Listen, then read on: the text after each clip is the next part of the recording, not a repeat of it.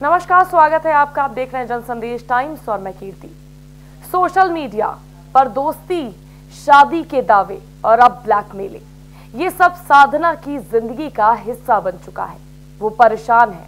थाने में गुहार लगाने के बाद भी कार्रवाई नहीं हो रही, जिससे आरोपी के हौसले बुलंद होते जा रहे हैं। पूरा वाकया कानपुर के बर्रा का है, जहां रहने वाली साधना की जाती जिंदगी पहले से ही बेपटरी है। पति से तलाक का मुकदमा चल रहा है और बेटी के साथ अकेले जिंदगी गुजार रही है। और अब ये परेशानी क्या है, पूरी कहानी सुनिए खुद पीड़िता की जुबानी। क्या नाम है मैडम आपको? साधना सिंह। क्या हुआ आपके साथ? मैं ये करीब अभी 5-6 साल पहले की बात है कि मतलब एक लोगों से मेरी फ्रेंडशिप हुई थी, सनी लालवानी, जो यहाँ दबौली में रहते हैं। उनसे मेरी जान पहचान हुई थी फेसबुक के थ्रू। और फिर जान पहचान के बाद फिर उन्होंने मेरे सामने शादी मतलब मैरिज का प्रपोज़ल रखा कि मैं आपसे शादी करना चाहता हूँ और भी सारी चीज़ें। तो उसके लिए मैंने अपने घर में मतलब अपने रिलेटिव में सबसे बताया उसके बारे में। और फिर जा कर के इनके घर पे भी हम लोग मिले अपनी सिस्टर के साथ। इनके माँ बाप से भी बात हुई, सारी चीज़ें हुई। लेकिन पहले इसके बारे में मुझे जानकारी नहीं थी कि ये मतलब कैसा है, कैरेक्टर कैसा है या क्या चीज़ इनका है।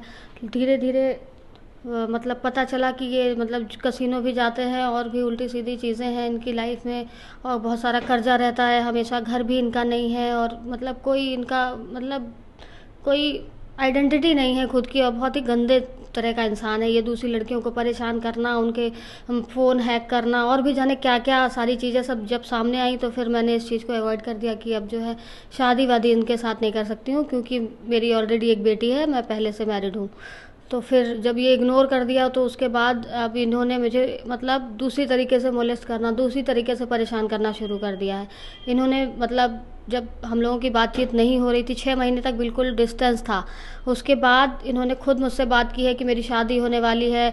और मैंने इनकी बात पे भरोसा किया। फिर उन्होंने कहा मुझे काम बता दो, बताया, इनको ज्वाइन भी कराया अपने साथ, काम भी दिलाया, सब कुछ। लेकिन अब ये कंपनी के बारे में भी उल्टा सीधा, मेरे बारे में भी उल्टा सीधा, पता नहीं क्या क्या, इतनी गंदी तरीके की बातें कि बोलना भी मतलब जिसे शर्म आ जाती है कि किसी से मैं बताऊं तो कैसे बताऊं। ऐसे मैसेज में, कहीं फेसबुक में, मतलब मेरे फ्रेंड्स से, हर किसी से जिसे जिसे मैं जानती हूँ, पता नहीं कैसे मेरे फ़ोन को हैक किया है कि नंबर सारे उसके पास है। सारी चीज़ें इतना गंदगी मचा दी है इसने, मेरी लाइफ को इतना स्पॉइल करके रखा है। 1.5 साल हो गए मैं इस चीज़ को झेल रही हूँ और झेलते झेलते परेशान हो गई हूँ। जो आपको गंदे वगैरह जो इस तरीके के मैसेज किए हैं उनका कुछ प्रूफ है आपके पास? बिल्कुल है, सारे मैसेज मेरे पास है, सब कुछ मैंने सेव करके रखा है। उसकी कंप्लेन कुछ करी आपने? बिल्कुल की थी मैंने, कंप्लेन करी आपने? पुलिस में भी इसकी एप्लीकेशन दी थी लेकिन कुछ नहीं हुआ। 1090 पे भी सबसे पहले मैंने वहाँ कंप्लेन की थी, तब भी उन्होंने डांटा, लेकिन उसके बाद भी वो रुकता नहीं है। कुछ दिनों के लिए चुप हो जाता है, उसके बाद फिर से वही सारी चीज़ें करता है। उनके माता पिता से किसी तरीके की कंप्लेन करी आपने? उनकी माँ बाप से मैंने खुद जाकर के 2-3 बार मैंने उनसे हाथ जोड़ के रिक्वेस्ट की कि उनको मना कर लीजिए कि अगर शादी नहीं हो पाई है तो किसी के पीछे ज़बरदस्ती नहीं आते हैं। लेकिन उनके माँ बाप भी उसी तरह का रवैया दिखाते हैं, कहते हैं हमारी भी जान पहचान बहुत सारी है, हम भी सबको जानते हैं, ऐसा कुछ नहीं है, और मतलब तुम अगर करोगी तो तुमसे ज़्यादा हम कर लेंगे। तुम दोनों ने आपस में बात की थी और मतलब हमारा इसमें वो नहीं है, अब मेरे बेटे के ऊपर ब्लेम मत डालो, वो कुछ नहीं करता है, वो मानने को ही नहीं तैयार है किसी चीज़ को। तो बेटा कहाँ रहता है?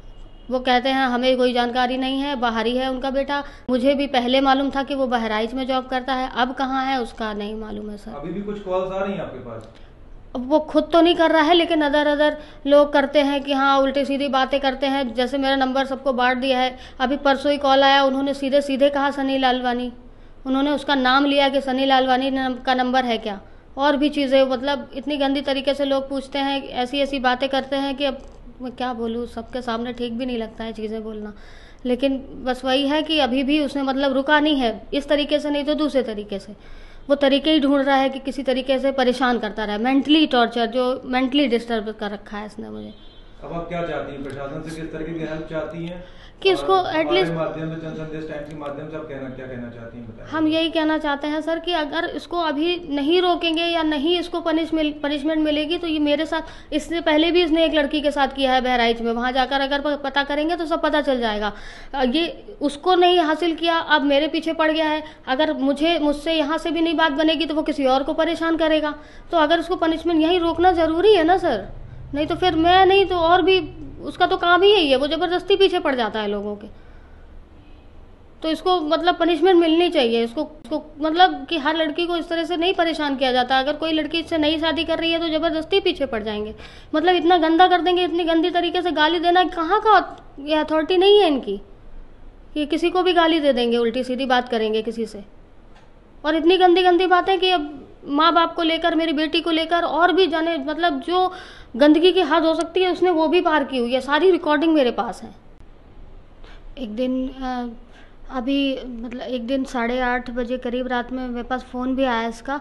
इसने कहा है, मतलब इस तरीके से धमकी दी है कि अगर अभी भी तुमने किसी से मेरी कंप्लेन की या फिर से तुमने मतलब कुछ ऑब्जेक्शन किया तो मैं जो है ऐसी तुम्हारी पिक, मतलब वो जो एडिटिंग वगैरह करके जिस तरीके से कैसे भी, मतलब कहता है मुझे इतनी नॉलेज है फ़ोन की कि मैं एडिटिंग करके ऐसी ऐसी तुम्हारी पिक्स डाल दूंगा कि कहीं मुंह दिखाने लायक नहीं रहोगी, तुम्हारे घर वाले तुमको घर से निकाल देंगे, तुम्हारे पास कोई रास्ता नहीं रहेगा तो खुद आओगी मेरे पास।